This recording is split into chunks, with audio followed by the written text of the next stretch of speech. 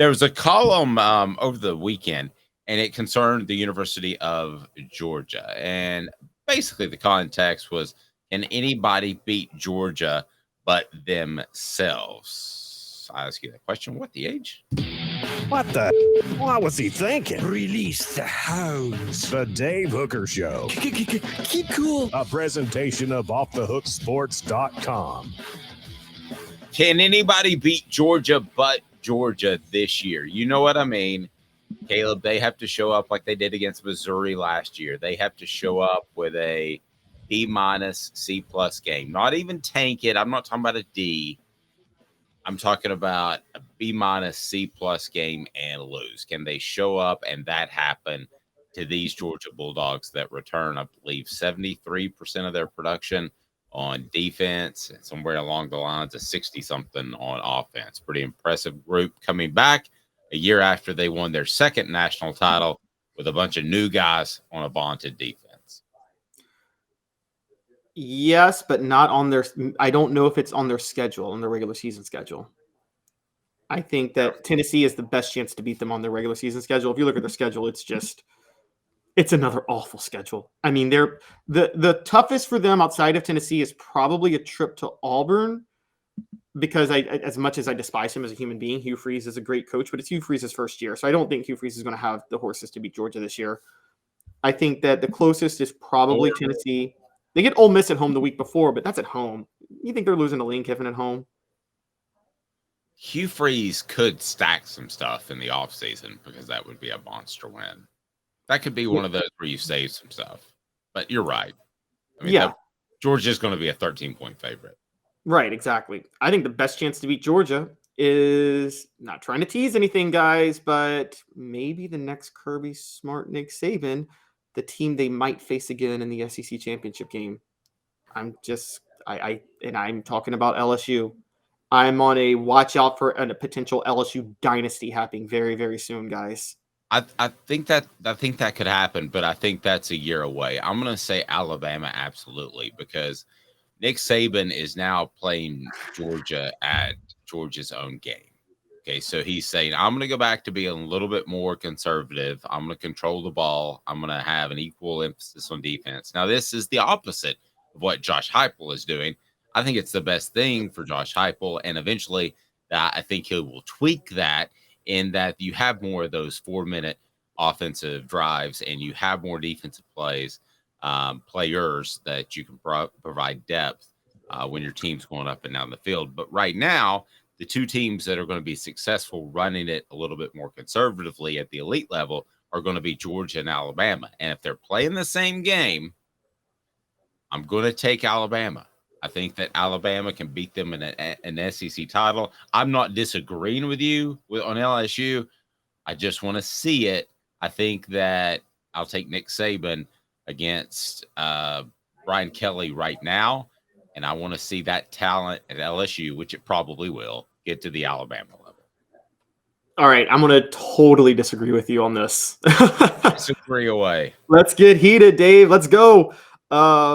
Put your boxing gloves on. No, I think Alabama's the 1 year away. I think this Alabama team that we're going to see this year would get obliterated by Georgia. I don't think the talent is there on Alabama this year.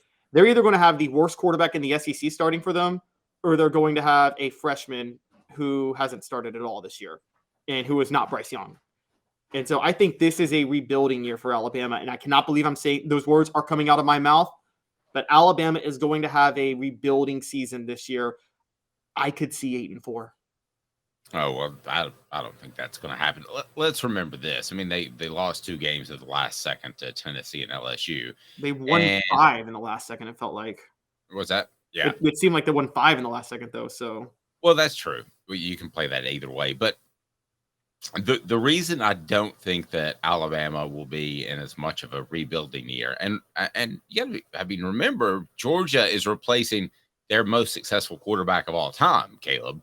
So that's not rebuilding as far as top to bottom, but you lose that dude. I mean, would you rather lose Peyton Manning or 4 good defensive players? In retrospect, Peyton Manning. But most cases you would save that quarterback. So, I mean, they have to replace that guy. He was so money in the fourth quarter. So there's a rebuilding effort there. Would you rather lose Stetson Bennett or Bryce Young? Come on. No, I would. No, definitely. I would rather lose Bryce Young. There's no question.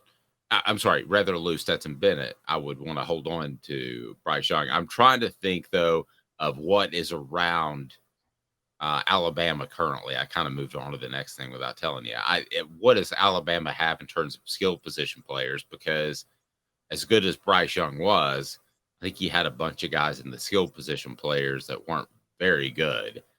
They take a step up in that regard for Alabama standards. See, this is the thing. Nick Saban. Alabama can beat them on a B day. Alabama absolutely could, but Georgia's not going to have a B day when they face Alabama. See, I think LSU. They had a B game in the semifinal last year. They admitted to it. Yes, but again, it's Ohio State's not Alabama. I think Kirby Smart wants to beat Nick Saban every time he faces them. And it's a little bit different. I'm still on the part of this is who are they going to have the B day against? I'm sorry, I'm higher than you on Brian Kelly. They do have their quarterback back. They had a top 5 recruiting class, which, by the way, you talk about politicking and recruiting all the time. You've educated me on that. There's politicking with LSU recruiting. Louisiana recruits are the most underrated recruits in all of college football. If you look at where their star ratings is and how many of them go to the NFL and turn into superstars. True. They are Nashville kids are the most overrated in the country. I'm going to say it. I say it. Tennessee fans, you can get mad at me all day. Nashville recruits are the most overrated recruits on recruiting services. They are so far. I think that has to change just from a number standpoint. At some point, 5-10 years from now, I think it has to change. But anyway, yes, it's kind of like you look at Aaron Rodgers and you're like, forget about those other Bill Tedford quarterbacks. That guy's really good. I just think at some point it has to be a good area. You might be right. It's got to change at some point. But since I've been covering, Nashville kids have been the most overinflated recruits by far. And Louisiana kids have been the most underrated recruits by far. And maybe it's because LSU fans don't get on the internet. Maybe they don't know what it is yet. And so there's no reason to politic for LSU fans. But they got a top 5 recruiting class that was very Louisiana heavy this past year, if you look at it. And so when you say politicking for LSU, I don't think there's politicking for LSU to get better ratings. I don't think Brian. No, that's my point. Yeah, I don't think Brian Kelly's the type of coach that cares. I think they have high ratings anyway. I always thought the only reason they got dinged a little bit, which I never did this when ranking a guy, and I didn't do star ratings and all that stuff, but I never mentioned grades. And I know there were serious grade issues, much like Memphis at one point, inner city Memphis. In inner city New Orleans, and a lot of kids that could play, and you know their name now, could not get out of those two areas. And I wonder sometimes, I always wondered if a guy was a 3-star instead of a 4-star, was it because that analyst knew he wasn't really getting into school, so the 4-star gets more clicks? I always wondered that a little bit with Memphis and New Orleans kids. Yeah, but the big difference is, since the advent of the lottery scholarship, which came in 2003, I think, to the state of Tennessee has held at least some bit of a standard, not like a high standard for athletes, but some form of standard. I don't think LSU has any standard. I think LSU is like West Virginia at that point. I think.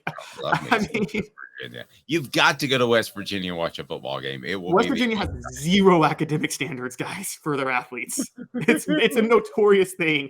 Not Pat White. Listen to myself. Rich Rodriguez built that program on basically DMV athletes who couldn't get into any of the DMV schools. DMV is, for those that don't know, DC, Maryland, Virginia. That DC area right there. I learned that when I was up in that way. All right. So the reason they call up here, you don't go to the DMV, you go to the MVA to get your license because it's too confusing to go to the DMV. Yeah. And then right down the road, there's the CIA and DEA and all that good stuff. So a lot of acronyms in your area, but yes, once you learn the DMV, you feel like you're really hip to that area.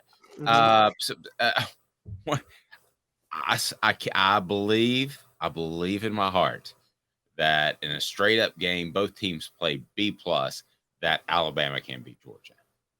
I think they can. I just don't think they will. Look, this is going to be Nick Saban's worst team since 2010. I'm telling you that now. This is Nick Saban's worst team since 2010. What'd they go in 2010? They went 10-3. Well, that's still pretty good. They got blown out by South Carolina that year. I don't think LSU's ready, but in this transfer portal world, maybe they are.